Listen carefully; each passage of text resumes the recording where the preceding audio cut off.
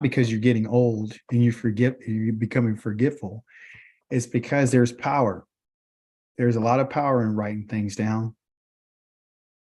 I shared with you earlier, I think a few weeks ago, that I make a list of things that I want to do during the week. And I go back to that list and I look at the things and I say, okay, what did I accomplish? If I don't write it down, it's out of sight is out of mind. And it's a great way for us to hold ourselves accountable to something that we have written. Just like a contract, the Most High didn't just speak to the children of Israel, but he went ahead and he put them in what they would call a, where is it at? Okay. He put them in a written contract. He put them in a written contract. Okay. And so writing down things are very, very important. All right. So let me share my screen with you. I'm so excited to be able to be part of Yah's flock and his congregation. Praise be to the mighty Yah. Let's see here.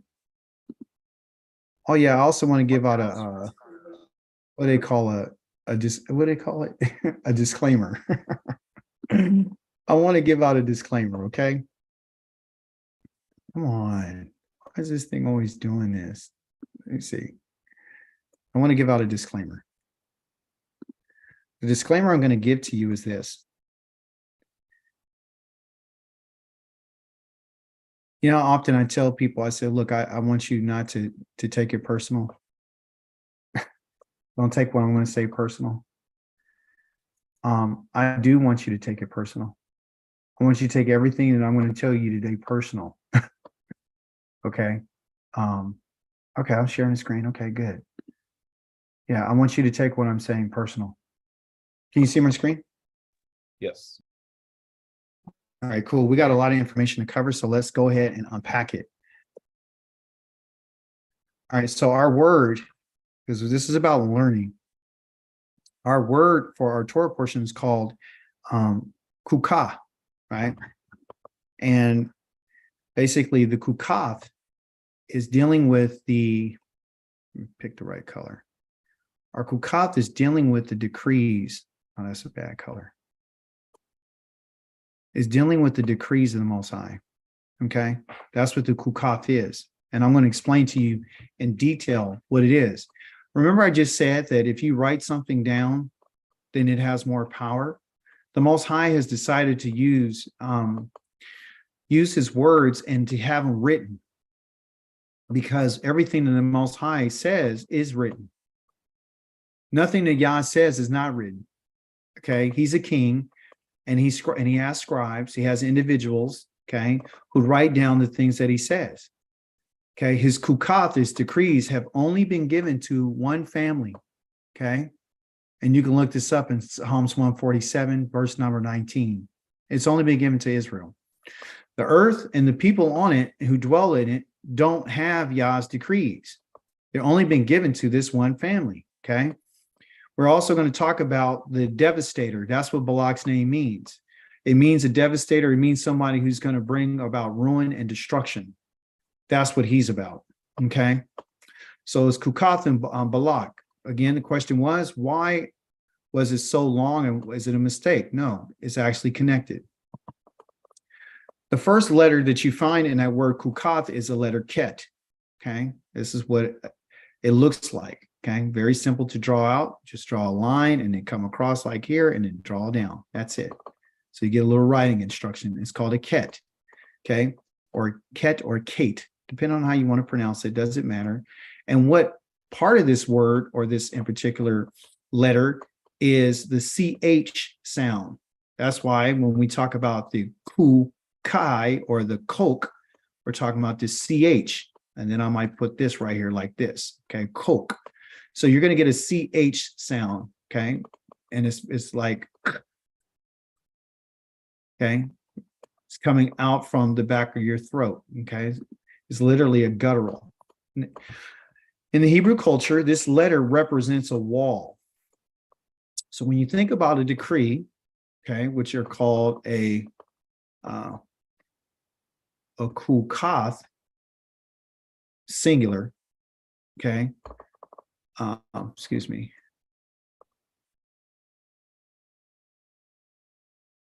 Our Torah portion said it was called a kukath. I'm putting K's right there. A kukath. This is plural. Okay, that means more than one. If it was just by itself, it'd be kok. That's singular. Okay, that ath on the end tells you that it's plural. Okay, just want you to know that. All right, so this in particular letter means a wall, and that's the first part of this word called kukath. It's a wall. That's what that letter represents. Okay, it's a wall, and we understand what a wall does. Somebody tell me, what does a wall represent? What does it do in your house or a tent? What does it do? Separates. It's about separation. Okay, so when we talk about the decrees of the Most High, and I'm going to move a little fast today, okay? When we talk about the decrees of the Most High, okay, we're literally talking about separation. Okay, so that's what it is. It's something to be separate. It's not something that can be added, but it's also something that's written. Okay, so separation is the idea behind the first letter of decrees. Separating what? It's separating the inside from the outside. Okay, that's what a wall does. Okay, giving you a great example. You got your tent, and then here's the wall of the tent, and it's separating everything that's on the outside from that which is on the inside. Okay, the person's on the inside. Everything else is on the outside. Okay, so what it is the things that are on the outside, okay, are what they would call a possible, okay, or potential threat. Okay, and it's something that is potentially, or it could be possible threat. Okay, because what the inside does when you're staying inside of a tent, it's really like a way to protect you. So there's an idea of protection by a wall. Okay, I want you to see that. So when you think about the decrees of the Most High, it's not just a wall, it's not just outside, but what it means is that it's giving you some type of protection. Okay, it's protecting you from the elements that are on the outside. Okay, and if you look at the tent is a dwelling place. And who dwells in the tent? People. Us. People, the family. That's who's inside the tent. So Yah's concerned about protecting, right, the family. And the way that Yah protects the family is through his decrees. As you notice in our Torah portion, chapter number 19, it talked about how to be protected or protect the tent once it goes through the process of someone dying inside of it, right? So he's interested in how to reestablish the house in terms of cleanness, right? So we learn that in chapter number 19, all right? So it's about protection. Put your device on mute. Thank you. I'm getting some feedback. So that's what the decrees are about, okay? That's just the first letter part of it, okay? So if we gather that and we capture that, we understand the Most High is concerned about protecting the family. The next letter right here is called a kof. So when we look at our Hebrew word, which is the ket, and then we have a kof. I should put it over here just so it can look better. So you won't be like, what is he doing? That's ugly. The kok. This is how you say decree in Hebrew. And it's spelled CHOQ. And that's singular. Okay. So that's part of this word. Okay. The name of this letter in Hebrew is called a kof. It looks like a P, but it's a kof. And they come in different styles, right? But that's the way it looks. Okay. It has a Q sound. All right. And so when we look at this, what does the kof represent? The kof represents horizon. It means a horizon because the actual ancient Hebrew looks like this. That's what it looks like. Okay, can you guys see that? It looks like it's like a sun or a some type of let some people in. What it represents is this is like the sun right here.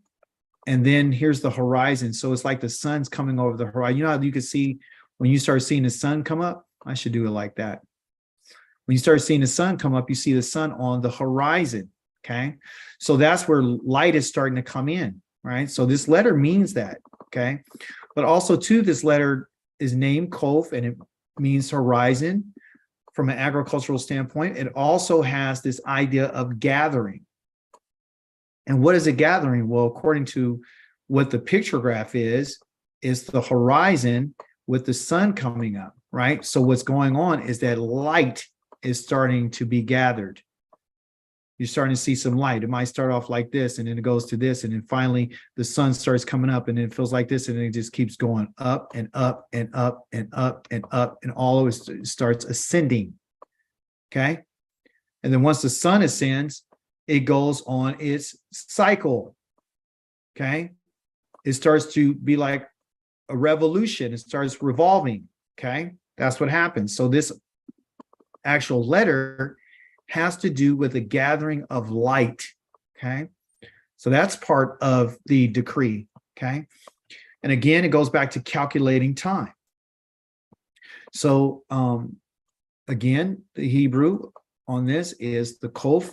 That's a koch. So what it is that the Most High is using the decrees to tell us all different types of ideas that are surrounded about this. Because when you talk about calculating time, what he's talking about is how that sun comes up on that horizon, and how that light, and there's a certain time element that's attached to light. Okay. And so, and just like when he says about death, he's like, okay, well, when this happens, I want you to understand there's a time element. And that time element for being unclean is for how many days? 7. 7. 7 days. And you're supposed to get sprinkled on the 3rd and the 7th. Okay. Because that has a time element. So what we're seeing, listen to me carefully. What we're seeing is that there's a cycle, all right, that has to do with uncleanness. Okay. 7 days. Okay. And that no one can change that. And that's on death. So you see that death even has a residual and a presence that needs to be dealt with. So you know how they used to say when someone dies, they stay around, their soul stays around for 7 days? That's where they're getting it from. So we see this element of time that's calculated in the word kok, which is decree. So there's a time element to a decree. Listen to me carefully. So when the Most High is writing his decree, listen, he tells us that his decrees are forever. But within him writing it out, he's saying that there's different koks and different decrees. It ain't one decree. All Yah's decrees are forever. But every decree that he has is associated to, whether it be death, whether it be to a diet, whether it be to the sun, whether it be to the moon and the stars, all of them have koks. You understand? It's all based on time. Okay. So listen what he says. He says, "Hear, you mountains, the case of Yahweh, you firm foundations of the earth, for Yahweh has a case against this covenanted people, a suit against Israel. I have a contention with my people." And the Most High is talking to the mountains, and he's talking to the foundations of the earth. And why would he talk to them? Because he's going to use them as his witnesses. He's giving them the heads up that I got a problem. I got a case against my people, and I have a suit with them. And what we're going to do is we're going to figure out, we're going to court, people. The reason why we're going to court is because the Most High is telling us that there has been something that we have violated, which is his koks, his kukim or kukath. His decrees have been violated. You understand? And this is why he's giving the heads up. He says, my people, and he's talking to you and I. What wrong have I done? You. What have I done to you? Okay. What hardship have I caused you? And testify against me. Right. So you saw in your Torah portion that they're always complaining and always arguing with the Most High. When he says that he has a riv with them coming from Mirava spring where they were complaining about water, he's saying, I got something now. You guys been complaining while you're in the wilderness. Now I have an argument and I have a case. But the first question I'm asking you is, what wrong have I done? You. This is the master of the universe talking to the people that he's in a contract with. It's like a husband talking to a wife. What wrong have I done to you? What hardships have I caused for you? What have I done? What's been so difficult about your life? You see, have I caused hardship like Edom did to you when you were circling around? You try to go through their land and you told them about your hardship and you asked them to let us travel through your land and they said no. And so you had to walk around the whole mountain to go to another direction, and you got wearied and you got tired and you start complaining. What have I done? You're blaming me because of how these people treated you? In fact, I brought you up from the land of Mizraim, Egypt. I redeemed you from the house of bondage. He's pleading his case. And I sent before you Moshe and Aharon and Miriam, which are the individuals that the Most High has specifically told us about in our Torah portion. Every last one of these individuals were mentioned. Moshe was mentioned because of what he did by striking the rock. Aharon, he was there. By the way, they both were instructed to speak to the children of Israel, not just Moshe. Both of them were commanded to speak to the children of Israel. When I reread that this morning, I saw that it was in a second person plural. The Most High instructed both of them. They both spoke. That's the reason why the Most High did what he did to Aaron too. Miriam died there as well. She didn't go into the land. Aharon didn't go to the land. Go up on Mount Hor and die. And strip yourself of the priestly garments, you, Moshe, and Eleazar, and go up there. Okay? My people, Yah is still talking. This is very critical for us to understand. You might ask yourself, well, why are you going to the book of Micah? Because the Micah is the name of a prophet who his name means who is like Yah. Who is like Yah? That's the question. Who is like Yah? Okay? So my people, in his case against Yisrael, his covenanted people, he tells them something that it just goes right over our head. He says, remember what Balak, the king of Moab, plotted against you, and how Balaam, the son of Beor, responded to him. I need you to remember this. This is in the court case. I need you to go back and I need you to look at Balak, and I need you to look at what he said, and I need you to look at what Balaam and how he responded. And I need you to go to that location. And then you will recognize the righteousness of Yahweh, the Zidkoth. And it's not just the righteousness, it's the righteousnesses of the Most High. Okay, this right here, the oath right here tells me it's plural. If it was Zadik, it would just be the righteous, okay, righteousness. But it's Zidkoth. It means all of the righteousnesses, okay? Not just one, all of them. I want you to look at what I'm doing for you. So I asked myself the question, if I go back, so this is the reason why he wrote the Torah portion and made sure that he outlined why Balak was included. Balak is included because the Most High is going to use the king of Balak, the king Balak of the king of Moab, to use it as evidence in his case. And he's also going to use Balaam, the son of Beor. He's going to use what he said, how he responded in his case. And Yah's presenting evidence to the people that he has a covenant with and who he has a case against. So what he's saying to us today is, listen, my people, I need you to remember what happened in your Torah portion. I need you to pay attention to it. And I want you to discover the righteousness of Yahweh. So the question is what is the righteousness? What did Balak say? We knew that he plotted against Israel. What did Balaam, how did he respond? What was righteous about his response? How do we see the righteousness of Yah in what Balaam said? Because that's what the Most High just said. So he's giving us the case. So here, we're in the courtroom right now, people. So the Most High is taking us right now in the courtroom and saying, I want to present my evidence to you. So I went and I looked and said, okay, well, what did it say? Within our Torah portion, we find that the Most High is letting us know, not only am I going to establish some facts with you, but I have established some boundaries with you, okay? I want you to see these boundaries. I want you to understand that everything I'm about to tell you is about boundaries, okay? The righteousness of Yah is only going to be found in the boundaries, okay?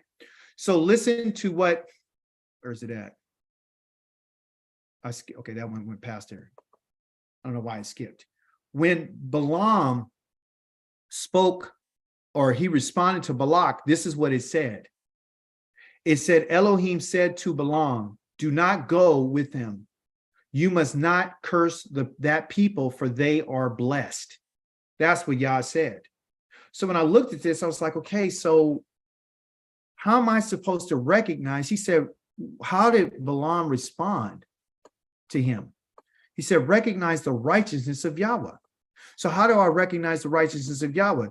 It's by what Balaam has said. So check this out. Elohim said to Balaam, do not go with them. You must not curse that people, for they are blessed.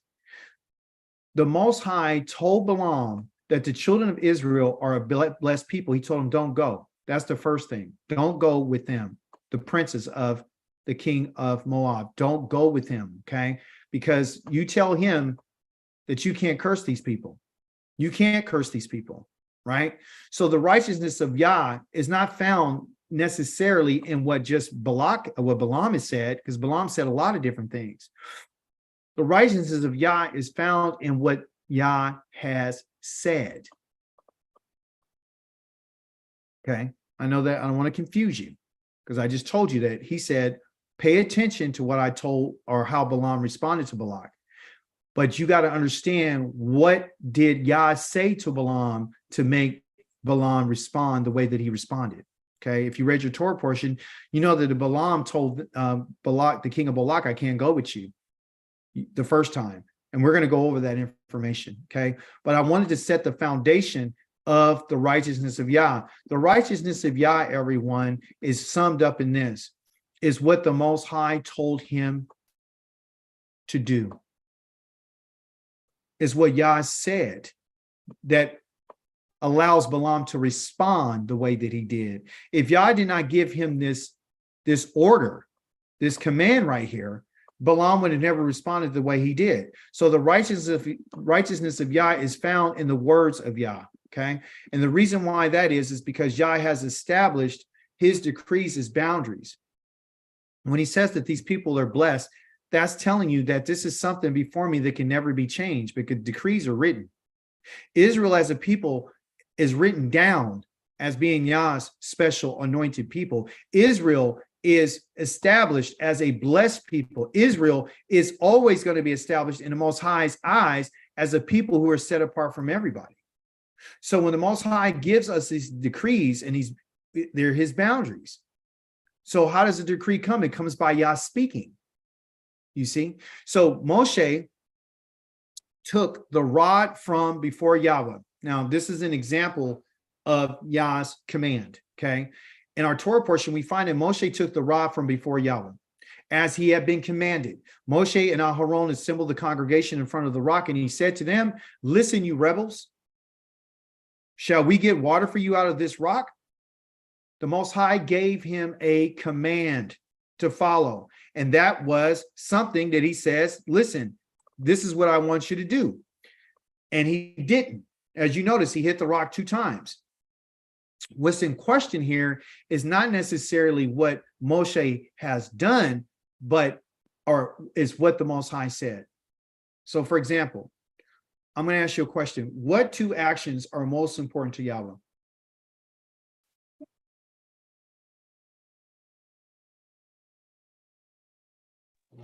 To obey, Uh-huh. And guard, what? guard, Okay. Obey, guard, and someone else? Listen. Listen. Obey. Yes. Loyalty. Obeying, dude. There you go. The 2 most important actions to Yahweh are these 2 things. Okay. On my right, it has asa, which is to make or to do. Okay. And on the left, shema. Shamar is important, right? Is to guard, but you can't guard something that you're not willing to do. Okay. So doing goes before guarding. Okay. Shema, listening, obeying is prominent. Okay. Is the number one thing to the Most High. When I tell you something, I don't only want you to listen to it, but I need you to obey it, because Shema is listen and obey. The only reason why you're listening is so you can receive the command like Moshe did. Okay. So what Moshe did is he listened. Okay. That we thought he listened, and he did. He did something. He made something happen. Okay. So to do something is the same as making something happen. Okay. But these are the actions that Moshe took. The Yah is trying to show us and he's trying to warn us about. We, instead of us shemaing the Most High and listening and obeying what he says, this is what we do. This is exactly what Moshe did. He said something. Did the Most High tell him to say what he said? No. The Most High didn't tell him to say anything, did he? Not to the people, not what he said. He said, speak to the rock, but he didn't tell him to go start cussing the people out and calling them all out of their names. None of that. Okay. So he did something, but he also said something. And that's the problem. And that's what you're going to find in this Torah portion, is that the Most High is asking us to listen to what I'm telling you to do. I need you to shema and I need you to asa. But this is what we do. We don't listen to the Most High. That's the problem. We're not obeying the Most High. What we'll do is we'll say something and we'll do something totally different so we can make something else happen. Because asa means to make or to do. And that's the problem. You see? So the two most important things to Yahweh, our actions, are to shema and to asa, which is to listen and obey and to make or to do. If you do something, you're going to make something happen. It's not okay when the master gives a command for us to say something that he didn't say. The Most High didn't say, look, you rebels, are we supposed to give you water out of this rock? He didn't say that. I am Yahweh. I, Yahweh, am probing the heart. I'm testing the kidneys to repay each person according to their own ways with the proper fruit of their deeds. You know that the heart is the mind and the testing is of the kidneys, which is Most High is talking about the emotions. So what the Most High is telling us is, I put this here because the Most High is letting us know that, look, I'm going to give you what you deserve.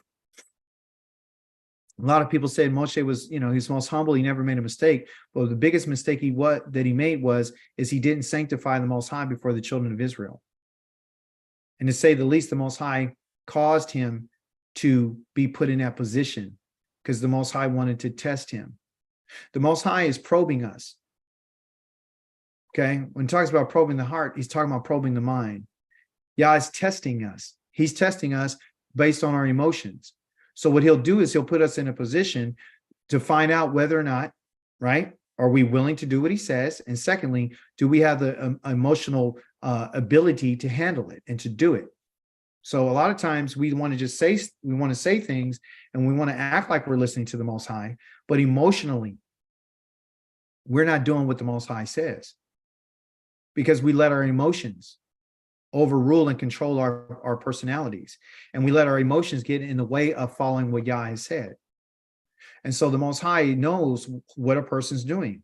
So we can play with each other and act like, we got each other fooled, and we can say the right things, but act like we're doing what the Most High says, because that's what it appeared. Moshe did, he went to the people, he partially did what he said, but emotionally, he wasn't there. Emotionally, he rebelled, him and his brother. Okay, so the Most High is he's going to probe our hearts and he's going to test our emotions. But Yahweh said to Moshe and Aharon, because you did not trust me enough to affirm my sanctity, meaning my holiness, my kadosh, in the sight of the Israelite people. Therefore, you shall not lead this congregation into the land that I have given them. One of the things the Most High wants us to understand about us not being emotionally fit is the fact that, when we're not emotionally fit, there's no way possible for us to trust the Most High. When we let our emotions get in charge and we let them take control over us, okay? A lot of emotions, anger, bitterness, resentment, hate, unforgiveness, being extra sensitive and all these different things. And what we're doing is we're hiding behind that instead of just allowing the Most High to let his word stand. So we'll take our position like Moshe did and Aharon did versus taking Yah's position. Okay, we're going to see that. Yah's words are the boundaries. When Yah speaks, they're boundaries. His words are decrees. They're boundaries. They have been established. And anytime that you and I don't want to walk within those words, we're getting outside of the boundaries. The established boundaries that the Most High has set. In our Torah portion, we found out about a king. There's several kings. They had the king of Edom, which they sent messengers to try to get him to let them pass through his land and his territory. And he said, no, you can't go past my established my boundaries. I'm not going to let you go past my boundaries. And so they went to, they were up on by the king of the Amorites. And when they went to his border, he was like, hey, I'm going to do something about this. One of the things that I do want to show you about this guy, this king of Emory, is you can see here. Those who are in my Hebrew class, what does this word say right here? It's a aleph, a mem, and a resh. Amar, Amar, and what does Amar mean? speak. It means to speak or to say, like we just read. The Most High said that the two things I want you to understand is to shema to me and to asa. Okay, so this king right here is a king of words. That's why they're called the Ha'imri. They do a lot of talking. Okay, he's talking to us through these people. He's a ruler, okay, over the Amorites, but the Amorites are the ones, the sayings, the speakers. This is who they are. And so if you read your Torah portion in chapter number 20, I think it's 20, it's 20, 21, where you'll find out that the king of the Amorites, two of them, they were very insistent upon, making sure that Israel doesn't cross over. So Israel now sent messengers to Sikon, the king of Amorites, after they have sent messages to the king of Edom. And so Sikon, the king of the Amorites, saying, let me pass through your country, and we will not turn off the fields into the fields or the vineyards. We will not drink water from wells. We will follow the king's highway until we have crossed your territory. Again, the idea is they're concerned about crossing over the established boundaries. So what they did is they sent messengers to find out whether it'd be okay to cross. And then they said, if you do this, we're going to follow the king's highway, meaning that highway is the path. And what we're going to do is, okay, the path, I want you to keep this idea in your mind, that once we do this until we have passed your territory, we're not going to turn off. Okay. We're not going to stretch out and go beyond into your fields. We're not going to go into your vineyards. We're not going to turn our feet into these places, okay? But we're going to stay and follow the king's path, okay? Until we have crossed over through your territory, which is your boundaries, okay? So what we find in this is that within the boundaries, you can see that there are certain rules and there's certain decrees that one must follow. And so they wanted to say that once we do this, we will respect your boundaries. And we're respecting your territories. That's why we're asking you, and we're sending messengers, and we're asking for permission to let us pass through your country. Okay. And they're going to do this on foot. Okay. And so he says, what did he say? According to your Torah portion. What does this king say? What is the king of the Amorites, the king of speaking? What did he say? But Sikon would not let Israel pass through his territory. Sikon gathered all his troops and went out against Israel in the wilderness, and he came to Joaz and engaged Israel in battle. Now, Heshbon was the city of this Sikon, the king of the Amorites, who had fought against a former king of Moab and had taken all his land from as far as Arnon. When I read this, I was like, okay, so now that Israel is engaged in the fighting with this guy, okay, we understand that the king of the Amorites have previously taken the lands, part of his land, from the king of Moab. And it's not the Balak who's now the king. Okay, this is a former king, not Balak. So the Amorites had previously got into war and engaged, and they took lands from the Moabites. This explains why the king Balak, the new king of Moab, was the new king of sorry you guys, I don't know what's going on. Why the king of Moab, the new king of Moab, he was upset, and he was trying to figure out why Israel's going to come in here, and he had a concern. And so what he wanted to do is he said, listen, we already had our lands taken. So now he's terrified. The Amorites came, they took our lands, and we still have some land. So let's go ahead and let's guard what we got. And so, but Balak, the son of Zippor, saw that Israel had done what they had done to the Amorites, because the Most High had delivered the Amorites into Israel's hands, okay, and took over their borders and took over their country. Okay, and so Moab was terrified because the people was so numerous. Moab dreaded the Israelites. And when it's talking about Moab, it's talking about the nation. They dreaded Israel. And Moab had said to the elders of Midian, now this horde will lick up clean all that is about us as an ox licks up the grass of the field. So Balak is now the name of the king who's over. He's now the king at that time. Okay. He's the son of this guy called Zippor. Zippor means quick. And it means like a bird. Okay. To be quick like a bird, to be ready for flight. So he's living up to his name. So what he did was immediately when he found this out, and he found out what Israel had done, because everybody's aware of this, because they saw them come out of Mizraim, he turns around and says, okay, it's time for me to hire somebody. So he went to go hire this prophet called Balaam. That's who he went to go hire, Balaam. And Balaam is a prophet. A lot of people call him a diviner or a soothsayer, but he was a prophet. Okay. He was someone who actually worked for El Yon, Yohe Wahe. He worked for Yah. Okay. And Yah used him, and he was beneficial to the Most High. He was beneficial in his service to the Most High. And what did he do? Somebody tell me, what was his job? What would he go and do?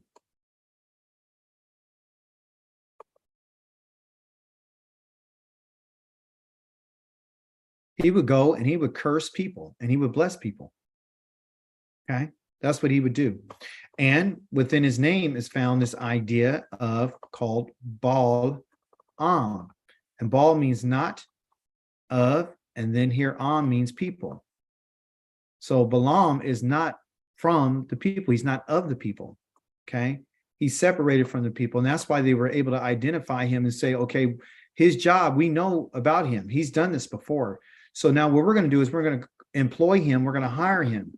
And we want him to come and we want him to curse the people of the Most High. Going back to what we learned just a few slides ago, where the Most High told him, don't go with these people because the children of Israel are blessed. Okay. So they sent messengers to Balaam, the son of Beor, Pethor, which is by the Euphrates River in the land of his family, the kinsfolk, to invite him, saying, there's a people that came out of Egypt. So everybody's aware that they came out of Egypt, and it hides the earth from view, meaning there were so many of them, you couldn't even see the land. You couldn't see the field. You couldn't see the grass. They were just all over the place. And it settled next to me. These people they settled next to me, which means he's concerned about his borders. He's concerned about the established borders that are already in place, that he's already lost a lot of his land, but now he's concerned about, well, they're going to come in here, and they just finished off the Amorites, and they finished off the two kings there. So guess what? Guess who's next? I'm next. But he's completely unaware that the children of Israel did not incite that war. The Amorites attacked Israel. Israel didn't attack them. Okay. When they went to Edom, Israel didn't attack Edom. The Most High said, you're not going to get anything from them. Just ask them to go through. And that's one of the reasons why the Most High is mad at Edom today, because he said, when you try to go cross over there, they wouldn't give you any food. And they wouldn't give you any water. They weren't hospitable to you. Okay. So Balaam replied to Balak's officials and said, though Balak were to give me his house full of silver and gold, I could not do anything big or little contrary to the command of my Elohim. I have here this Hebrew word called P. Okay, P. I have the Hebrew word P, and the P means the mouth. Okay, that's what you get your letter P from. Okay, and the P. So I'm saying that I won't do anything. This is what he sent to Balak's officials. Remember, the Most High said, I want you to look back. He's using this as a testimony to say, well, what did Balaam say to Balak? And this is what he said. He said, I can't do anything big or little, contrary to the command of my Elohim. The word command right there is P, from the mouth of Yah. Anything that comes out of Yah's mouth is a command. Okay. And it's been established. But what's interesting here is that he calls Yahweh his Elohim. They didn't just insert this and say my Elohim. It literally says Elohai, meaning that Yah is my Elohim. So Balaam belongs to the Most High. And the Most High is using him. Okay. So now this man, the destructor or the devastator, the one who's interested in destroying, it says, look, I'm going to give you a house full of silver and gold. All I need you to do is come and curse these people. And he says, I can't do anything. okay, big or little or contrary to the command of the Most High, which is something that we all need to understand, okay? This is coming from somebody who has an intimate relationship with the Most High, that the Most High is going to use to tell us what's going to happen, okay, to a person that does go contrary to the command of the Most High. When he said that, it was very compelling to the officials. It brought their attention. He drew some attention to this, okay? He could have simply said no, but he didn't. What he did is he inserted, I can't do anything big or little or contrary to the command of my Elohim. Sounds very compelling. It sounds very convincing. Okay. But he did that for a reason. Okay. That night, Elohim came to Balaam and said to him, if these men have come to invite you, you may go with them, but whatever I command you, that shall you do. When we read this in our Torah portion, I think the preceding verse or the verse after, it says that the Most High became angry. Well, I thought you just said I can go. What Balaam did, everyone, is the Most High gave him a command and said, if these men come and they invite you, if these men invite you, you may go with them. Okay? But guess what Balaam did? Guess what he did? He didn't wait for the invite. He didn't wait for the invite. He went up and got up the next morning and went, which is a complete contradiction to what the Most High has said. Okay. So on one hand, he's very compelling, convincing that he's going to not go contrary to the Most High's word, and anything the Most High said, I'll do. That sounds like us. I can't go past what Yah said. I'm with the Most High. I'm going to keep the Shabbat. I'm going to do this, and I'm with Yah. But then we're going to find a contradiction. And what's in the contradiction, everyone, is that we may say some things, because remember, the problem is, like it was with Moshe, is that he said something. Okay. And when you say something, that means that you're going to do something. That's how it works. That's how life works. If you say something, you're going to do something. That's why the Most High says, be careful about your words. I think the most important thing for us is to understand the two things the Most High is more concerned with, which is to listen and obey, and then do what I said. Yah's not asking for any additional commentary from us. Okay. So we have a contradiction here, because this man, after he received this, he rose up in the morning. None of these people invited him. Okay. He was like, well, let's wait. You stay here tonight and we'll wait and see what the Most High says. So it's like he's playing a game. Okay. So he's living a life of contradiction. So one thing he said out of one side of his mouth, and then his actions did not reflect what he said. And then that's the problem. Your actions have to reflect what you say. But here's the cold part. Yah's not asking you to speak. Yah's asking you to listen, and he's asking you to obey, and he's asking us to do what I said. I'm not asking you to add anything to what I said. I'm asking you to be careful to intently listen to what I'm telling you to do. But this man rose up in the morning, Balaam, and he saddled his ass, and he departed with the Moabite dignitaries. Total contradiction to what the Most High said. I highlight that word arose because that word means to cum. It means to rise. It means to establish. What he did was he established in his mind what he was going to do. Often we go to the Most High and we're acting as if we really want to know his advice and we really want to take his counsel. And we're praying to him, what should I do? What should I do? What should I do? We got all the right words to say. But yet, after he tells us his command, his decree, we say something else. And we're going to try to do something else. And we're going to try to make something else happen. So just by the sheer fact that this man rose up early in the morning, he got up in the morning, he had already decided to go. Okay. So here's this idea of establish. Okay. So our Torah portion is dealing with established borders, like the Edomites and the Moabites and the Amorites and their borders and everything. And then also too, we see Yah's decrees that are established in their boundaries, in which we need to stay within the confines of that. But now we got somebody that's a great example to us, that in his mind, he's established that I'm going to do and I'm going to make something happen. Okay. Kind of like Moshe. He established, him and Aaron established in their minds. Regardless of what Yah said, I've established in my mind, based on my emotion and what my desires are, I'm going to do what I want to do. So we're trying to establish something for ourselves. This is the appropriate action. I asked you what was the two, and here I named them. But the actions in which this man's supposed to take, this was the appropriate actions that this man should have done, which is to listen and obey what the Most High said and do what he said instead of trying to make something happen. Instead of us trying to make what Yah said happen, we're trying to make what we said to happen. That's the danger of speaking outside of what Yah said. The inappropriate action is Amar. Again, going back to us talking. Remember, I told you talking is dangerous. Okay?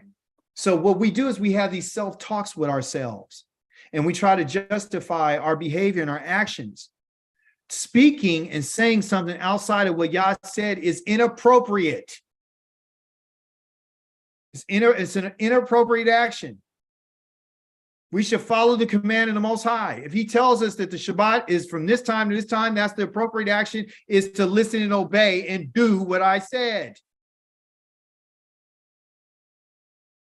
We have to understand that if you and I say anything outside of what the master of the universe said, it's inappropriate.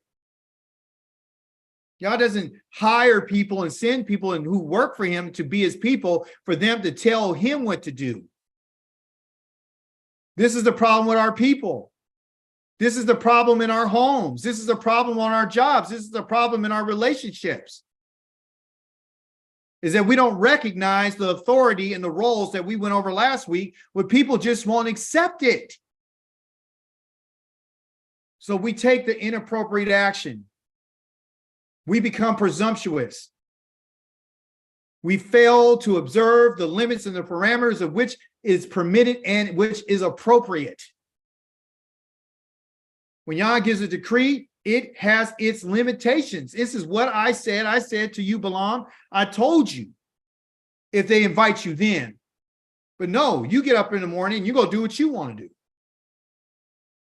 Getting cocky, lost sight of who's in charge. You're being presumptuous. In our Torah portion, we found out that because of this presumption, because of this inappropriate behavior, the Most High sends a Malach of Yahweh. He sends a messenger of Yahweh to meet Balaam. Elohim was incensed, like you light some incense. He was angry at his going. So as a messenger of Yahweh took a position in his way as an adversary. He was riding on his she-donkey with two servants alongside. Kind of reminds you of the New Testament of Paul and his two servants, and he has an encounter with Christ in a glowing image. Highlighted this idea of this messenger of Yahweh. He was sent to be an adversary. Something that we can learn from. When the Most High gives us a command, and you and I are in a relationship with him, Yah will send an adversary. He'll send somebody that's in opposition to you to get your attention. That adversary right there is better known in the religious world called Satan. The Malach of Yahweh in the way or the path, he sent him in the path to be a Satan. This is a letter S right here. This is a A. This is a T. This is a A. And this is an N. There's your word. There's your Satan right there. But it's the Malach of Yahweh. The Malach of Yahweh is Satan? Is that what you're telling me, Dawid? I'm telling you right now, the Most High is sending him to be Satan, to be an adversary, to be someone who is adversarial towards you, to be in opposition against you, to be in conflict with you because of the conflict that you have brought upon yourself by going outside of the path of the Most High. When we leave the path the Yahweh has prescribed by the words in which he has spoken. Yah will send an adversary to you to block your way, to get your attention. And in this case, he sends the Malach of Yahweh as a Satan, very adversarial. You wondering why certain people have arrived in your life and why they are hanging around and why they're against you? Yah sent them. You better hear what he's telling us today. You're wondering why somebody just showed up at your job and they just won't listen to what you have to say? Yah sent them. You're wondering why your kids are involved with people that you would never ask for them to be involved with? Yah sent them people. And he sent them because you were being an adversary to the Most High in his word. And I'm going to get your attention. And I'm going to get it through opposition. When the donkey caught sight of the messenger, because she saw the messenger of the Most High, she was standing in the way, in the path, with his drawn sword in his hand. The donkey swerved. She turned from the road and went into the fields. She went outside the path and she swerved and went to the fields, and Balaam beat the donkey to turn her back onto the road. Anytime there's some opposition or there is someone who's standing in the path, even this donkey saw it. She recognized. She didn't have to have her eyes opened because she saw it. So what is it telling us? That the Most High, that the animals can see? They can see what we can't see? You're right, they can. Yah has given them the ability to see. They can see the other world. Praise be to the living Elohim. You see? And she swerved and she turned from on the road. So we see again this idea of there is a road, there's a field, there's a path, which means that there must be some type of direction. There must be some way to follow. You see? Going back to the decrees and established boundaries. Paths and roads determine the limits to which one should walk on. People just don't. If you got a road, you're supposed to be on that road. If you're on a path, you're on a path that leads you to a certain direction. Anybody who gets off that path is going contrary to the path and trying to find another way to go somewhere. So what she's doing here, this donkey, is she's swerving away off the path and the way because she sees the opposition and she sees the conflict and she sees the adversary, and ultimately she sees the death. She sees death coming. See, even though they're on this path and he's thinking everything's okay, he's thinking everything's okay. But the donkey sees something. She sees it. And he doesn't understand why, what's going on. He started beating her. Why? What's going on? Why aren't you staying on the path? What's going on with you? He doesn't recognize the conflict. He doesn't recognize the opposition, that the path that he's on. Ooh, you better hear what he's saying. The messenger of Yahweh then stationed himself in a path between the vineyards with a wall. See, she diverted. So she tried to go somewhere else and had a wall on either side. What does that wall remind you of? It reminds me of the letter Ket. It reminds me of the wall of separation. It reminds me of the decrees of the Most High. It shows a separation between one area and another. The donkey, seeing the messenger of Yahweh, pressed her against the wall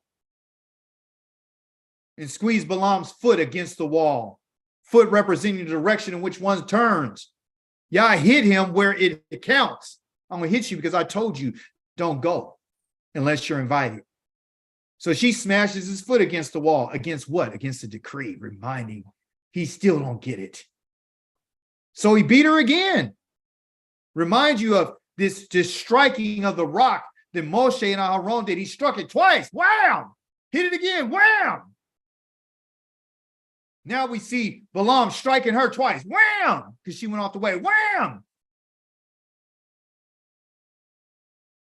Once more, the messenger of Yahweh moved forward and he stationed himself. The devil Satan that they call.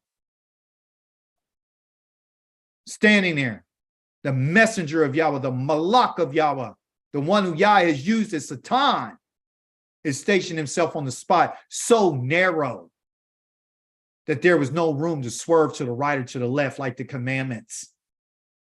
Yah puts himself in a position where he tells us that I don't need you to go from the left or to the right. Like Moses was saying, I'm going to ask you in a second, Lucas, the Most High told, or Moses told Edom, when we go to your land and we get on this path, the King's Highway, we ain't going to the left, we ain't going to the right, we're just walking through. Want to stay in the boundaries. Yes, Lucas. So in this particular case, this Miss Moloch is straight up invisible to him. Like it's an ethereal kind of thing until he's Yes. able to see it. Mm-hmm. Okay. Invisible. The donkey sees it. She sees him. Okay. When the donkey now saw the messenger of Yahweh, she lay down under Balaam. And Balaam was furious. And he beat the donkey with the stick, with his staff. And then Yahweh opened the donkey's mouth. Check this out. Yahweh opens the donkey's mouth. He didn't have to open up the donkey's eyes. He opened up the donkey's mouth. And the donkey's mouth. And she spoke to Balaam and she asked the question, what have I done to you that you have beaten me these 3 times? Now, how would you like that? You know, your dog is biting you and won't listen to whatever, and you turn around and hit him and you say, hey. Balaam said to the donkey, you have made a mockery of me. This is his response. That's how gone he is. That he's not even tripping off this donkey speaking. You have made a mockery of me. If I had a sword with me, I'd kill you. Wow. The donkey said to Balaam, look, I'm the donkey that you have been riding all along until this day. Have I been in the habit of doing this to you? And he answered, no. Ain't that something? Why is this conversation happening? What's this dialogue about? This dialogue is about the Most High is using the donkey to show Balaam that how Balaam is feeling is how the Most High feels about him. See? So the Most High is telling Balaam, because Balaam is like a donkey to the Most High.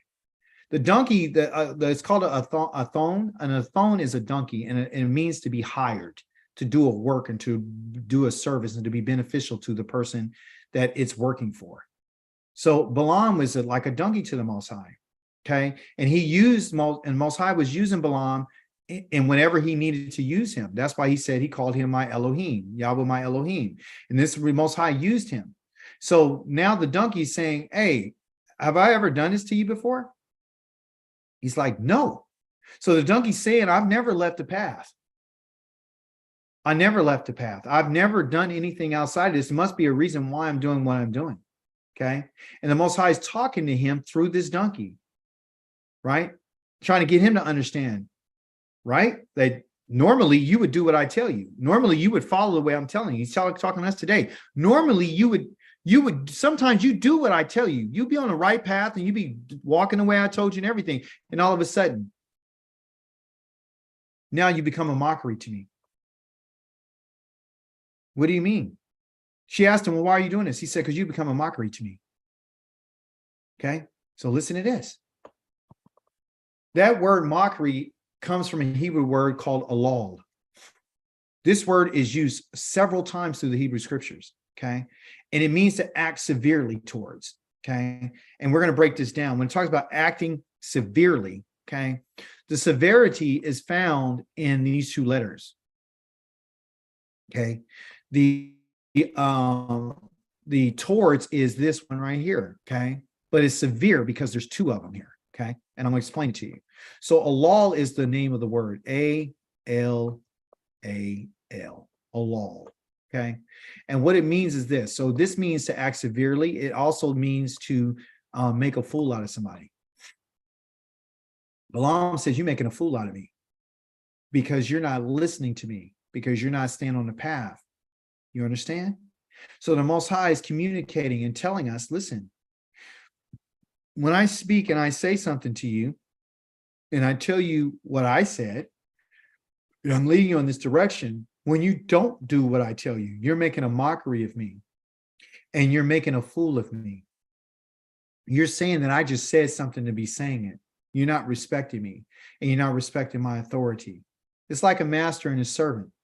See, I told you something and then I gave you the instructions and I told you this is the way that I want you to go. And then you turn around, you go and you don't shema and asa. What you do is you amar and then you asa. So you're going to say what you want and then do what you want versus shemaing, listening, obeying what I said and then do what I said. So now you're making a fool out of me as if I don't have the authority that I said I do have because you don't want to recognize it. So now you're going to make a fool of me, right? My words. The first letter that's in that word called a law is an ayin, okay? An ayin. Looks like a Y, but it's called an ayin. And an ayin is an I. All of us know this, okay? If you ever want to learn how to practice writing it, you can go to Google and pull up the Hebrew alphabet and then just write it down. Just write it down like this and then put this little line right here and that's it. And it represents the I, okay? Ayin. That's how you write that letter, okay? Right? And so it's ayin. And what ayin means is to see. That's what it means. It sees because it has to do with the eye. Okay. And the eye literally is what gives you your experience and your knowledge. So you're experiencing knowledge by what you see. Okay. So you see things and that's how you obtain your knowledge. Okay. So in our case, we read things and we see things. And so every time you read and every time you look at something, okay, whether it's good, bad, or indifferent, you are acquiring and you're experiencing knowledge every time you look at it. Okay. Whether it's a video, you're getting knowledge, you're getting some experience. That's why I think YouTube is addictive because people are like always using their eyes and they know this. Okay. They know something. I told you earlier that it's important for us to write things down because you can see it and your writing has a lot of power. Okay. So seeing things and using your eyes are very, very powerful. Right. So it gives you the knowledge. That's part of this word to make a fool out of somebody. Okay. Is the eye. Okay. And so the next letter is the lamed. And you know this is the name of the letter, okay? Real easy to draw out, lamed. Looks like a hook, you know what I mean? And it's a staff in the agricultural sense, right? It's a staff, and the staff is used to lead someone towards somewhere, okay? So do you remember when it said that it is acting severely towards? Well, that towards right there, and the severity is on these two lameds. Okay, that means that they're being used as a shepherd staff. So you got two shepherd staff, you got an eye and two shepherd staffs. Okay, you got an eye and two shepherd staffs in that word, but all means that, all right, a staff to lead towards. It also represents authority. So within that word to act severely, there's authority that's involved. There's leadership that's involved. And then when you put those two letters together for its root, it means experience the staff. Means you're going to look to the staff. You're looking to the staff, everyone, because someone's holding the staff. Okay. The one who's holding the staff is the shepherd. Okay. The one who has the authority is the shepherd. The one who is in charge is the shepherd. The one who's the leader is the shepherd. So if there can only be one shepherd, okay, and that's it. There's only one leader. That's it. And that's the problem because the Most High is saying, I'm your leader. Okay. I might put my staff in someone else's hand to lead you. So that's where the children of Israel had that problem, always complaining against Moshe and Aharon because they didn't like the individual that Yah put the staff in hand. That's the reason why last Torah portion, they had a problem. The Most High said, bring your staffs here and take it out of your hand of the leader and give it to me and put it in the tabernacle. And let's see who I chose. I chose Aharon. They didn't like that. They don't like the person that has the authority. Which the authority is not their authority. It's the authority to give it to by Yah. And the staff is given so you can put it upon somebody. It don't make no sense to have a shepherd staff in your hand and you don't have the ability to make decisions and lead. And every time you turn around, look what Moshe had in his hand. When the Most High said that you have gone against me, he allowed the Most High. He made a fool out of the Most High.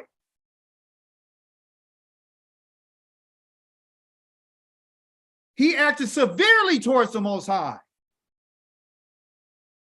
You understand? So when you put that staff on something, you put it, it's for above or upon. The staff is not in somebody's hand for no reason but to put it on somebody. To lead something or someone somewhere. So why? Why the second letter to Lamed? And why this extra staff? Why? Why is this extra staff there? Because the law here is just upon and authority and so forth, and it seems really nice and experienced staff and, you know, it's authority and leadership. Why the second Lamed? Why? Has anybody got an idea to tell me why? It's very plain. It's very simple. Why is it an extra staff here? What does that represent?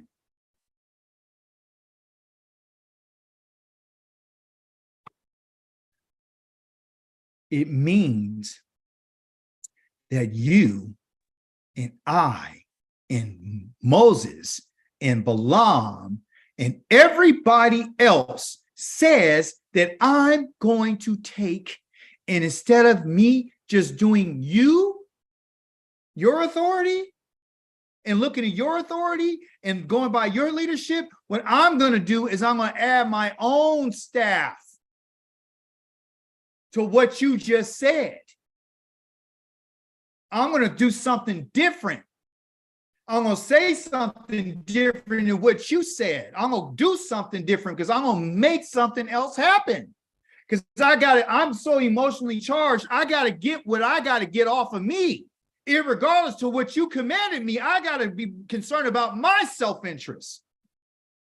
As Moshe was. He wasn't concerned about the commandment. He was concerned about how he felt in the midst of being commanded to do what Yah said. Balaam was not concerned about what the Most High said. He only said those words because he was trying to be compelling and saying, yeah, you know, I got a relationship with the Most High. Yeah, I can do this. But his life was a contradiction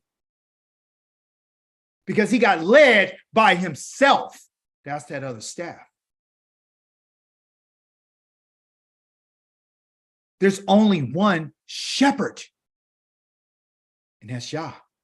There is no additional shepherd. I don't care what they wrote in the New Testament in the book of John. I don't care what they said, who's a shepherd and there's a sheep. There's only one shepherd, and it's Yahweh. And he doesn't need an additional staff. He doesn't need anybody else's authority. And he don't need no extra commentator or no extra commentary. He doesn't need that. Then Yahweh uncovered Balaam's eyes. So wait a minute. The donkey's eyes were already open. She saw the Malak. Then he opened her mouth. That's all he did with her is open her mouth. But then he opens the eyes.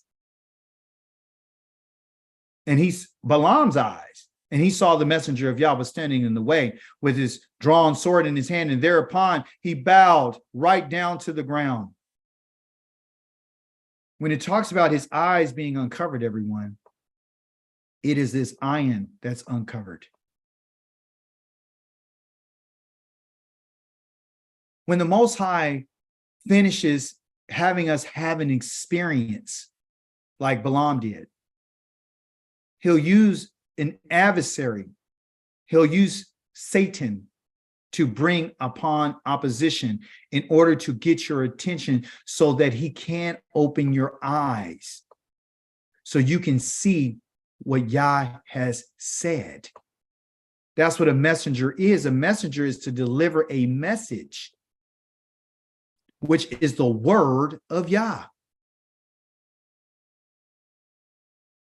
He says, and he thereupon, that means all. He got down and understood and recognized the authority. But that was only after Yah opened his eyes. He uncovered his eyes. When you and I start talking instead of listening and obeying, that means that your eyes have been covered, that you're blind. When we follow and obey Yah's voice, you can see. You understand? You can see.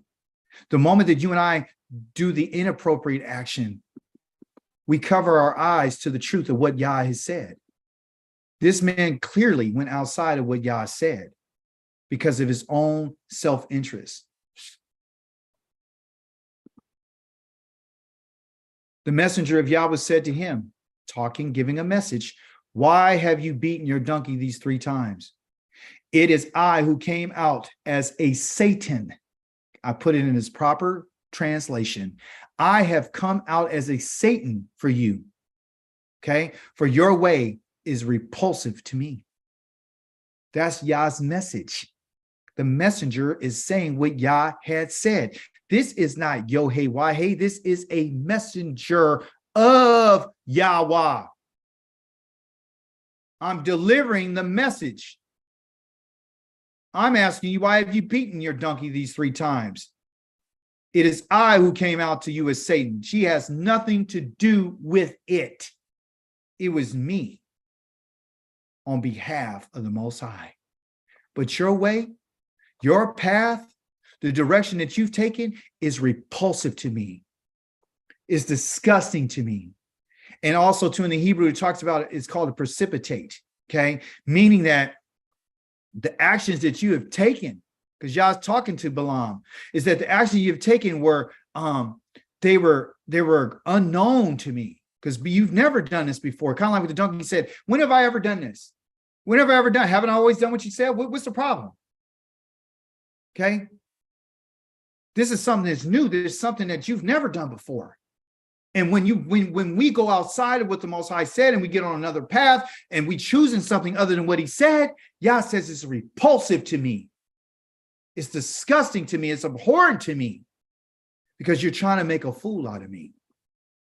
And you're not making a fool out of me just in front of the princes, but now you're going to make a fool of me before the world. I don't have it in our slides. We'll talk about it next week, but the Most High kills him because his actions were repulsive. And when the donkey saw me, this is the Malak still talking, she turned away. She turned away from me. She turned. Remember, they were walking into the land and said, we won't turn to the left or the right and go into your fields or go into your vineyards. Do you remember? And they said, oh, we got to go around this mountain. We got to turn around. Then he says, hey, when the donkey saw that, she turned. She turned 3 times. This word times here is talking about, it has to do with the feet. Her ragalim. It ain't just times. She turned her feet 3 times. Did her feet turn? He says, if she had not turned away from me, you are the one that I would have killed, sparing her. So we're getting a message from the Malak of Yahweh. Yah's telling us, okay, I'm going to, if there's not an appropriate response to my being in your path and you won't respond and you just keep going the way that you're going to go, I'm going to kill you. That's it. That's it. That's all. If you're going to keep, if you can't, she recognized it, but you didn't recognize it. And he's supposed to have been the one, oh, you better hear what the Most High is saying. Listen what he just told us. He just told us that he had to open, look at this. Never saw it till now. The Most High, Yahweh, uncovered Balaam's eyes. I thought Balaam was a prophet. Remember in his prophecy, he said, I'm the one with the eyes open. Even he had the gift of prophecy, he couldn't still see his own fault. And he didn't recognize his own disobedience. So it doesn't matter if you're working for Yah and you got a gift from the Most High. He had a gift that was a gift of prophecy. Read the words he said in chapter number 23 and 24. There's so much to go over on this. I said, well, I don't have time to go over every detail of what she said about I'm not being a man and so forth, and Israel dwelling alone. And, so much. It's so rich with a whole bunch of stuff. But the fact of the matter is this man was blind. And he was blind, even though he's a prophet, he's blind to his own problem. he couldn't recognize and he didn't see it. When I thought about that times, right? When it talks about 3 times and talks about our foot, I also thought about the idea of time and space. Time and space. There's time and space in this Torah portion. Okay, space, talking about the borders that are established, time in order to, certain times you can be within certain borders, right? And there's a certain time element that goes along with the command. Okay, so the Most High was concerned. He said, listen, I'll give you the command, don't go with them. And okay, then he came back and he says, okay, well, if they ask you to go, then go. But what he did is Balaam didn't wait. So there's an idea of waiting. Okay, waiting to hear what you need to hear in order to respond.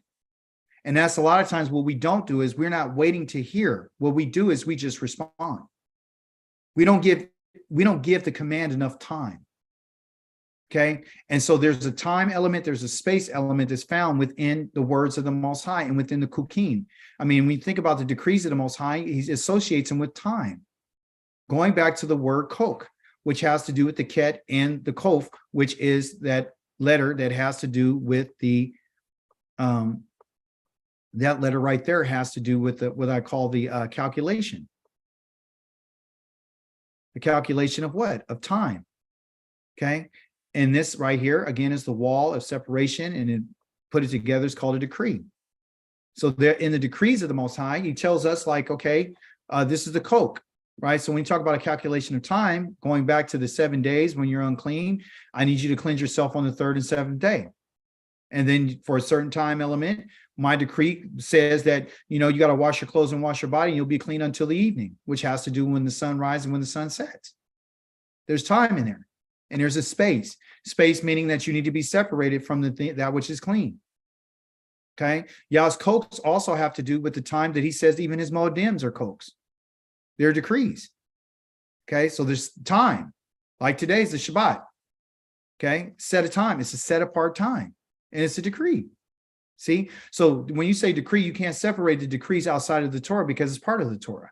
When you talk about the moedims, you can't separate it. When you talk about cleansing from sin, you can't separate a kok from sin. They all go together. Yah doesn't compartmentalize everything just so you and I can look at it and say, well, this doesn't go with this and this don't go. No, it all goes together. You just got to know how it works.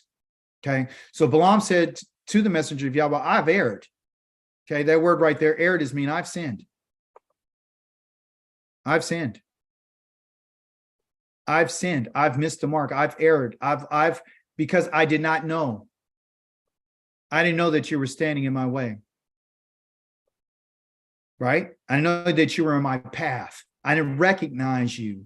I didn't recognize what was going on with the donkey. I should have known she never did this before. Something must be up.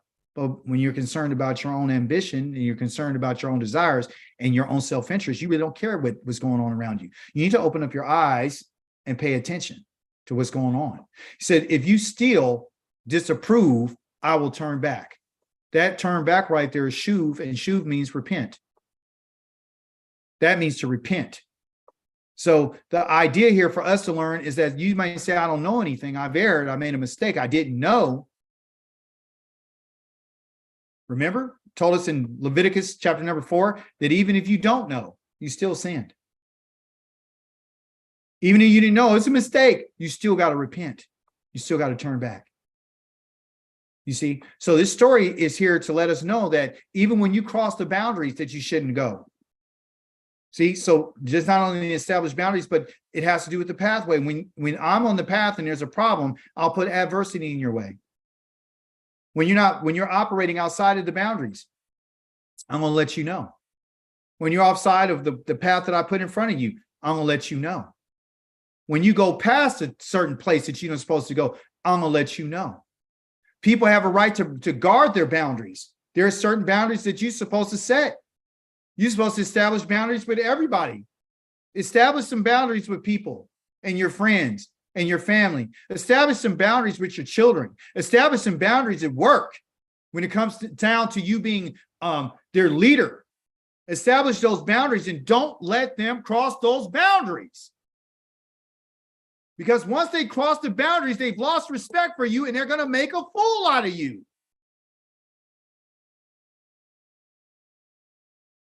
That's why the Most High is telling us this. There's all kind of benefits from this. There's negative and positive both on both ends of this, everybody. You always got to look for the negative and the positive. Don't just look at the positive. Oh, well, I'm a Torah keeper. I do the Torah, and you acting like you ain't living in a place and in a time, and you're not dealing with negative issues. You have to acknowledge the negative and recognize it. And also to look at the other side of it as well. That's the balanced approach. You can't have no light without negative energy. You can't even have a battery without a positive and negative charge. It won't work. You understand? That's how it goes. That's what energy is. It's negative and positive. Okay. Like pure and impure. Okay. Tov and Ra, good and evil, functional and dysfunctional. You got to bring that balance. You understand? So listen, this word natah is a word in the Hebrew that was used 10 times. 10 times in the book of Numbers, book of Bamidbar, 10 times. And that's the only place in the book of Bamidbar it was used is in our Torah portion. It wasn't used in chapters number 18, 17, 16, 15, 14, all at one through there. It wasn't used outside of chapter number 25 on up. It was only in chapter number 19, on chapter number 20, all the way to 23.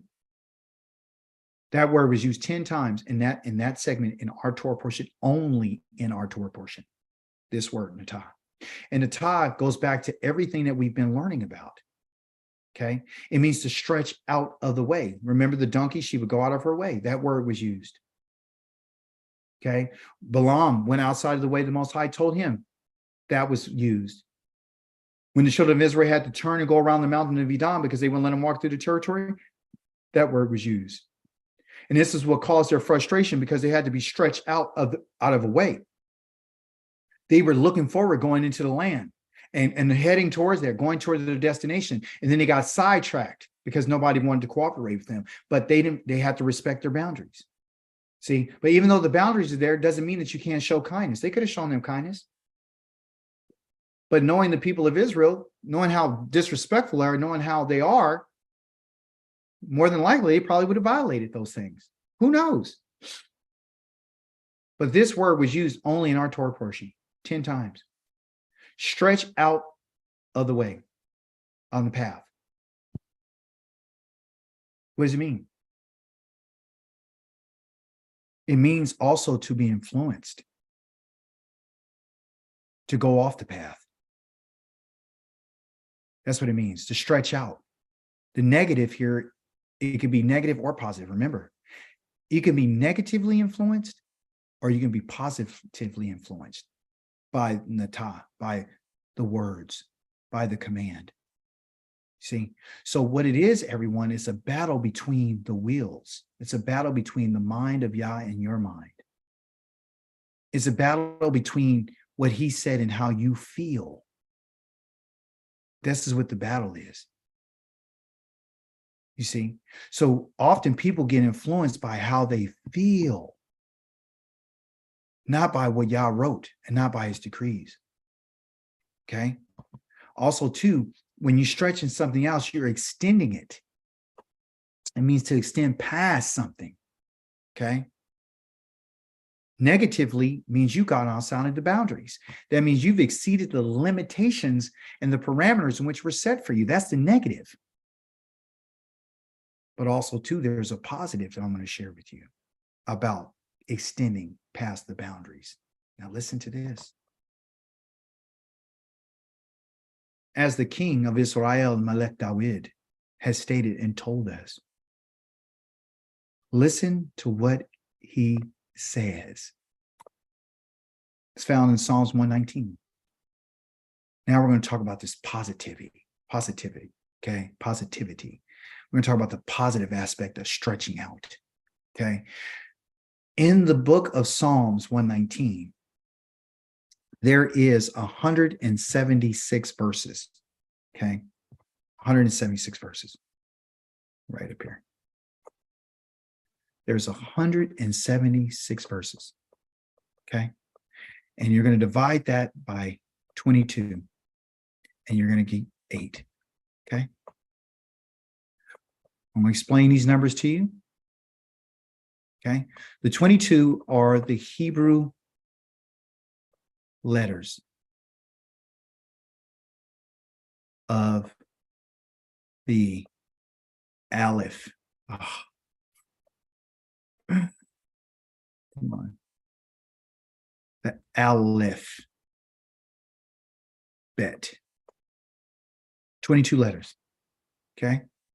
The 8 verses are, for example, the first 8 verses will be the letter Aleph. The next letter is the bet, which would be 9 through, what is it, 8, 16, 17. Okay. And then the Gimel, you just add another 8 to that. See? And then the Dalet, just add another 8 to that. So every letter is in the Hebrew language. Forgive my writing, it's atrocious. Look at that. Forgive me.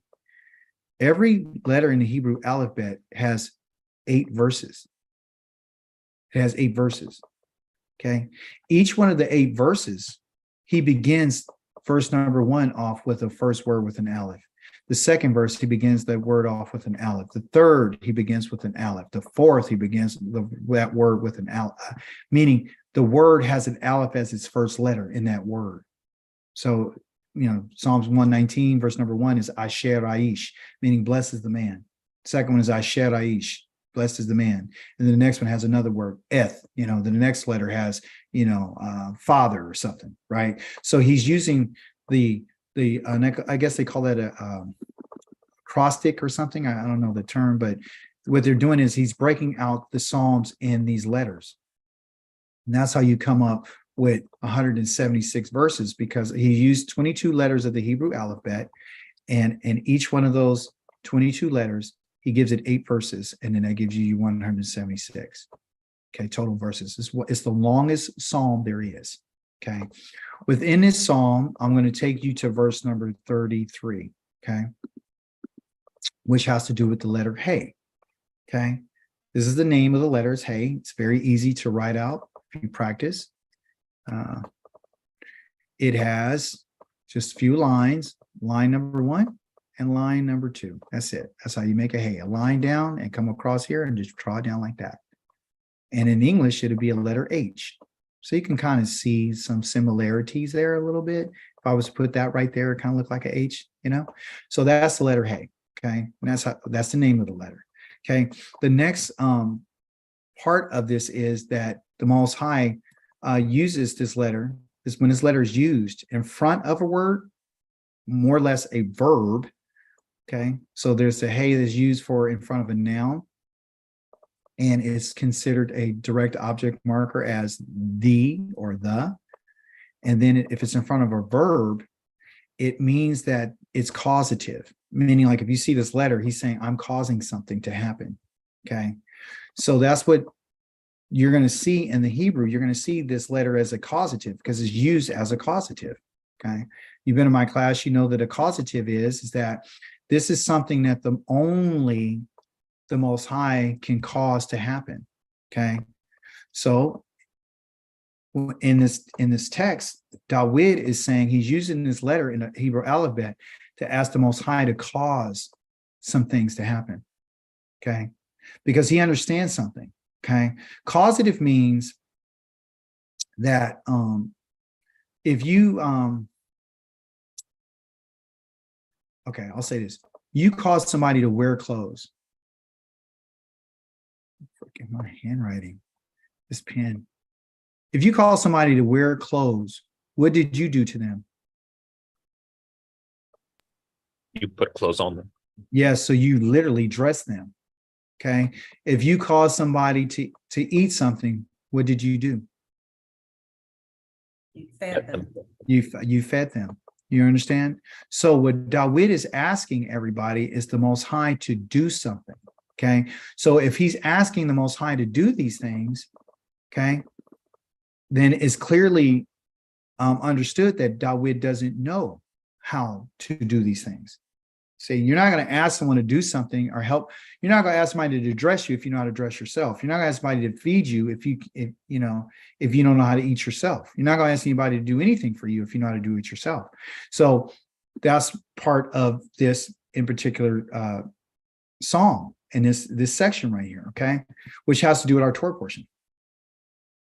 So David says this, and remember, we're talking about the positive. We talked about the negative, about going all the way off the course, being influenced negatively by your own thoughts and your emotions and your feelings and your behaviors and your patterns. Now we're talking about what David is asking the Most High to do for him. Okay. So the first thing that David asked the Most High to do, and guess what? And these are all called imperatives. They're all what they would say in Hebrew as commands. Okay. Or request. So David is not commanding the Most High. He's literally giving a strong request. Okay. He's not commanding the Most High. He can't command him. Okay. So for you and I, we can command each other, but for the Most High, you and I can ask a strong request. So David is asking and requesting for the Most High to teach him. Okay. It's actually called Horani. I don't put it up here because we don't have time, but I need you to teach me. I need you to cause me to learn. And he's addressing that to Yahweh. I want you to teach me the way of your decrees, which are your Kukim. That's what I want. I want to know your established borders. I want to know what you've said. I want you to teach that to me. That's what you and I need to ask for because we don't know. I also want, because he said, if you do that, I will guard them to the utmost. I'll guard what you, if you teach it to me, I'll guard them. So part of the condition of being taught something is in order to, and it's a strong request. So when we go to the Most High and we're asking him, like our king did, we have to be serious because this command is strong. You're asking the Most High for something. So you have to ask him to teach you about the Kukim. Okay, a lot of us don't know the Kukims. I don't know the Kukims. You might think you can read them and you understand them, but no, David was the king of Israel. So if he didn't know it, then surely I don't know it. There's something different about you learning something versus the Most High teaching it to you. He wanted the Most High to cause him to have understanding. Okay? That's what he wanted. He wanted the Most High. So when it says give me, it's really like cause me to understand. Okay? That I may guard, again, guarding what? Your Torah. I want to guard your Torah because that's part of the Kukim. So if I don't understand how it works, you can give me a decree, but if I don't know how it works, then I won't be able to guard it wholeheartedly. So I need to know. I don't know. Cause me to be led in the path of your commandments. That's in the same thing. Teachings, Kukim, decrees, Torah. It's right there. That's my delight. Okay? That's my delight. In that part of the Psalms, this is what David said. He uses the same exact word that we saw that was used in our Torah portion. The only time it was used was in our Torah portion in the book of Numbers. He uses that same word, natah. What he wanted Yah to do, everyone, which Yah is what he requested of the Most High, is that the Most High would open and expand and stretch out his mind to the testimonies and not to covetousness. The testimonies having to do with the 10 words because he don't want to do covetousness. Okay. So he's asking, and guess what? This is cause to turn. So often we want to change our own minds. And we've been doing ourselves a disservice. If you wholeheartedly want to change and you wholeheartedly want to do what the Most High wants you to do, this is what you and I must do. We have to stop depending on ourselves. We've become arrogant in thinking we know something. The king of Israel didn't know. He didn't know. He said his mind was his mind. If he wanted his mind to be stretched out, he wanted his mind to be influenced. He wanted his mind to be extended. that means that David has some part of him that was very narrow. In order to stretch something out, it means that you're operating in narrowness. The path to Yah is a righteous path. But you and I are being limited by our own thinking and by our own emotions. And because of our arrogance. And it's because of our ego that we haven't had our minds expanded. It's because we have a high sense of value for ourselves. It's like Moshe, he was with the Most High and he was doing everything he said. He, popped open the Red Sea and all this kind of stuff and brought the children of Israel out and called manna down from heaven and, brought water out the rock before and all that. He's so, confident. So we see this fall right here that cost him because he had what they would call a sense of self-importance. Balaam, in our example, he has such a high self-importance about himself. I mean, Balak, he was so egotistical. He's like, I can fill your house with silver and gold. I know you go come and do this. And in all those cases, we need to understand that the Most High himself, after causing, because he said the Most High had used the children of Israel. If you look at the text, the Most High used the children of Israel in that situation, in those circumstances, to test Moshe. Remember, we read earlier in Jeremiah chapter number 17, the Most High is probing the heart. I'm probing and I'm testing it. I'm testing your emotions. We'll do what Yah says from an academic level. We'll do what he says from a level of intelligence and using our minds. And we can speak well. We can do these sorts of things and we can read well. But how about an emotional IQ? What about that? What about our ego that's in play? You see, Yah has established boundaries. It has been made known to you, human being, Adam, what is functional. I put the proper word in there. It says tov, or good. Yah has already told us what it is. He's already caused us to know. Listen, when that word made known to you means I've caused you to know. This ain't something you got to go try to figure out. I've already caused you to know what's good. I caused you to know what's functional. And what is Yah was seeking? They said seek. What does Yah seek from you? No. Past tense, no. Present tense. What is he seeking from you, human being? Male and female. What is he seeking from you, child? What is he seeking from you, husband and wife and son and daughter and servant and master? What is he seeking? Only to do justice, which is mishpat, and to love kindness. I want you to love kindness. I don't want you to say you just love, and I want you to love kindness. Kindness is not a standalone. You got to love it in order to put it in practice. And also to walk. Continue to walk with the Most High in a state of lowliness and humility. They had a word there for purity, and I looked it up, and it had nothing to do with purity. I looked it up as modesty. It has nothing to do with modesty. It has to do with humility. It has to do in a low state with the Most High, your Elohim. That's what it has to do with. Okay? Here's what it says in Mishlei. When arrogance appears because of what? The ego, disgrace follows. But wisdom is with those who are humble. So this Torah portion, Shalom, this Torah portion is about us coming to a place of humility. It's to us to understand that the Most High has established boundaries. And his boundaries are his words and his decrees. And if you and I want to be pleasing unto the Most High, then we have to delight ourselves in those boundaries. And we should not go past those boundaries. We're only given the idea of listening, obeying, and following through. This has been the problem of the children of Israel. And it's the problem that we have today. And if we plan on being the people that the Most High has used to change the world and to get rid of their ego,